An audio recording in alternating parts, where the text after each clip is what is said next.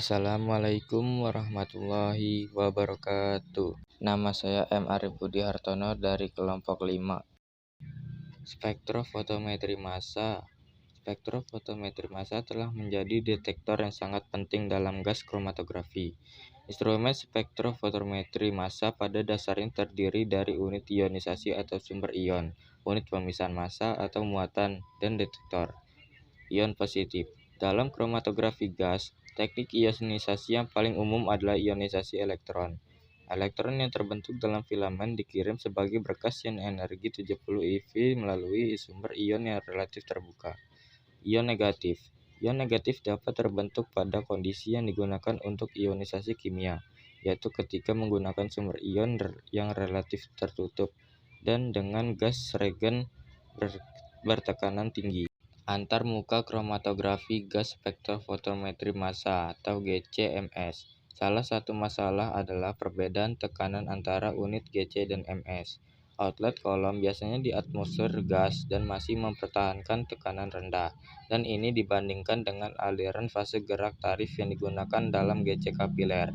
Namun, jika di ujung kolom ditempatkan langsung ke dalam sumber ion, ini dapat menyebabkan waktu retensi yang bervariasi. Adapun detektor lainnya. 1. Detektor fotometri api. Detektor fotometrik nyala atau FPD adalah detektor peka massa yang spesifikasi untuk belerang dan fosfor. Cahaya yang dipancarkan dari fosfor atau belerang produk pembakaran diukur. Detektor chemiluminescent. Detektor chemiluminescent adalah detektor peka massa yang sangat tinggi selektif baik untuk sulfur atau nitrogen, tergantung pada instrumen. Detektor konduktivitas. Detektor konduktivitas elektrolit atau ELCD adalah detektor peka terhadap massa selektif untuk halogen, belerang, dan nitrogen.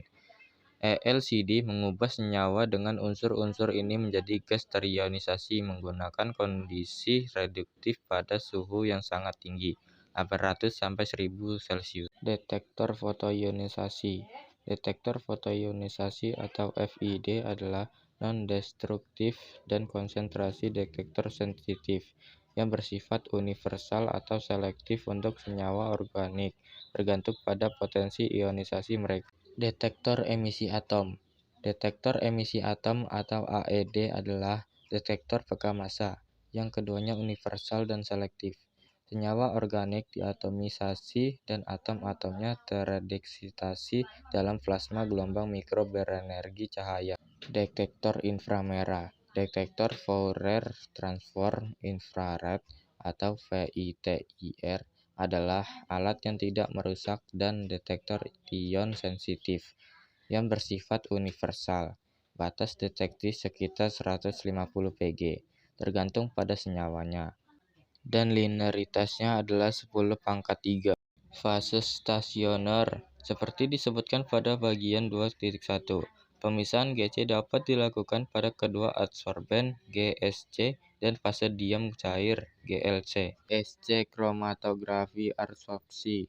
GSC terutama digunakan untuk pemisahan gas dan senyawa massa molekul rendah. Partikel merupakan fase diam penyerap.